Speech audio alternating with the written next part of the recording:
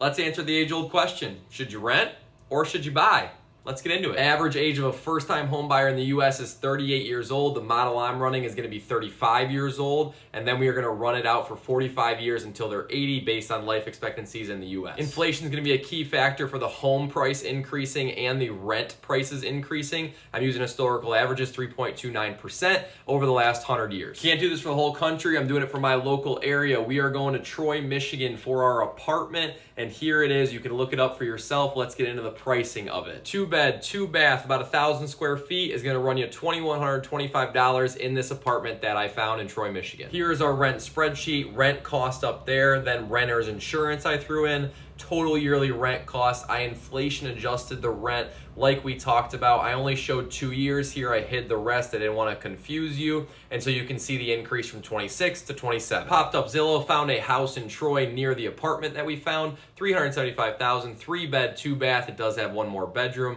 1,700 square feet. Yes, it's bigger than the apartment, but houses are bigger than the apartment on average. Now let's get into potential maintenance costs of the house. When you rent, they are responsible for maintenance. When you own, it's on you. Usually between 1 and 4% of the house value. We're going to go in the middle, 2.5% modeled in the spreadsheet. Housing spreadsheet has a little more than the renter's one. I have the house price up there. Down payment, we put 20% down. Closing cost, $8,000. So the sunk cost or the closing cost and the down payment, that's going to be important because the renter is going to get to invest that, hint, hint, for the future. We have the loan cost, the house insurance. This house had no HOA, property tax, and then the random maintenance. Total yearly cost of about $40,000. I then inflation adjusted the property tax and in this case the insurance because those go up even though the loan stays fixed. Again, hit some rows for you here. Here's our side by side. Teal is rent, orange is owning a home. Year 1, renting is way cheaper by $97,000 because of the down payment and the closing costs on the house. Year 34 is when we see our investment pay off. Housing finally becomes cheaper from a total cost perspective. And in year 45, it really takes off, being cheaper by $650,000